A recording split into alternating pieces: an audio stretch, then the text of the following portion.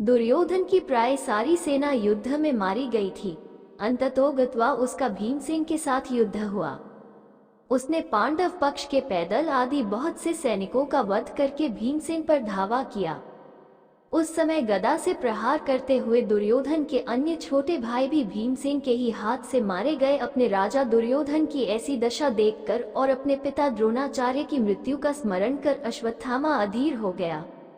छुपकर वो पांडवों के शिविर में पहुंचा और घोर कालरात्रि में कृपाचार्य तथा कृतवर्मा की सहायता से पांडवों के बचे हुए वीर महारथियों को मार डाला।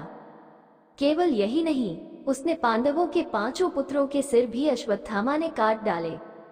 अश्वत्थामा के इस कुकर्म की सभी ने निंदा की, यहाँ तक कि दुर्योधन तक को भी यह अच्छा नहीं लगा। पुत्रों की हत्या से दुखी द्रौपदी विलाप करने लगी।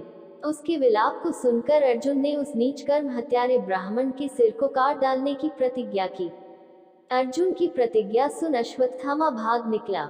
श्री कृष्ण को सारथी बनाकर एवं अपना गांडीव धनुष लेकर अर्जुन ने उसका पीछा किया। अश्वत्थामा को कहीं भी सुरक्षा नहीं मिली तो भय के कारण उसने अर्जुन पर ब्रह्मास्त्र का प्रयोग कर दिया। अश्वत्थामा ब्रह्मास्त्र को चलाना तो जानता था पर उसे लौटाना नहीं जानता था। उस अति प्रचंड तेजो में अग्नि को अपनी ओर आता देख अर्जुन ने श्री कृष्ण से विनती की, हे जनार्दन, आप ही इस त्रिगुणमयी सृष्टि को रचने वाले परमेश्वर हैं। सृष्टि के आदि और अंत में आप ही शेष रहते हैं। आप ही अपने भक्तजनों की रक्षा के लिए अवतार ग्रहण करते हैं।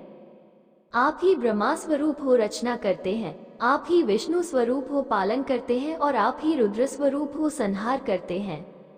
आप ही बताइए कि यह प्रचंड अग्नि मेरी ओर कहां से आ रही है और इससे मेरी रक्षा कैसे होगी। श्री कृष्ण बोले, है अर्जुन, तुम्हारे भय से व्याकुल होकर अश्वत्थामा ने ये ब्रह्मास्त्र तुम पर छोड़ा है। इससे बचने के लिए तुम्हें भी अपने ब्रह्मास्त्र का प्रयोग करना होगा, क्योंकि अन्य किसी अस्त्र से इसका निवारण नहीं हो सकता। श्री कृष्ण की इस मंत्रणा को सुनकर महारथी अर्जुन ने भी तत्काल आचमन करके अपना ब्रह्मास्त्र छोड़ दिया।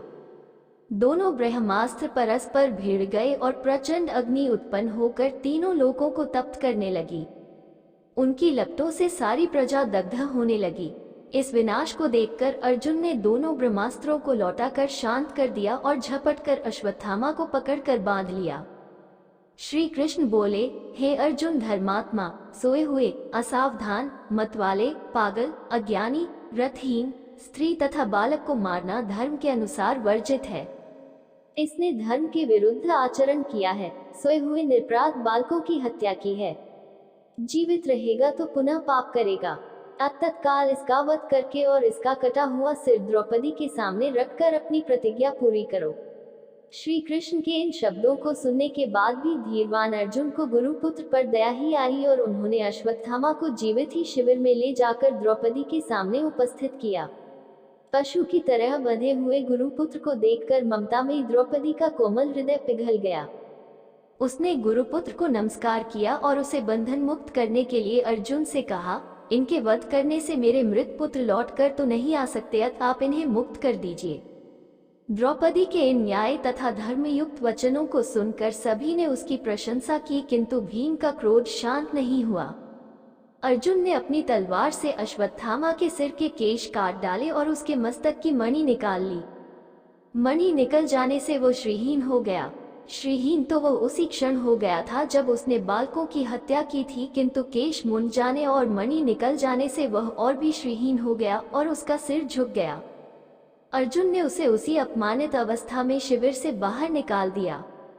अश्वत्थामा को अपमानित कर शिविर से निकाल देने के पश्चात सारे पांडव अपने स्वजनों को जलदान करने के निमित्त धृतराष्ट्र तथा श्री कृष्णचंद्र को आगे करके अपने वंश की संपूर्ण स्त्रियों के साथ गंगा तट पर गए। उसी समय एक अपूर्व घटना हुई। उन्होंने देखा कि उनकी वधू उत्तरा ने व्याकुल स्वर में कहा कि मुझे बचाओ, मुझे बचाओ, मेरी रक्षा करो, आप योग योगेश्वर हैं, देवताओं के भी देवता हैं, संसार की रक्षा करने वाले हैं, आप सर्वशक्तिमान हैं। ये देखिए, प्रज्वलित लोहे का बाण मेरे गर्भ को नष्ट न कर दे। है प्रभु, आप ही मेरी रक्षा करने में समर्थ हैं। ऐसे कातर वचन सुनकर श्री कृष्ण तुरंत रथ से कूद पड़े और बोले कि अश्वत्थामा ने पांडव वंश को नष्ट करने के लिए फिर से ब्रह्मास्त्र का प्रयोग किया है, जिससे उत्तरा का गर्भ अत्यंत चलने लगा। परंतु श्री कृष्ण ने अपने तप से शिशु को पुनर्जीवित कर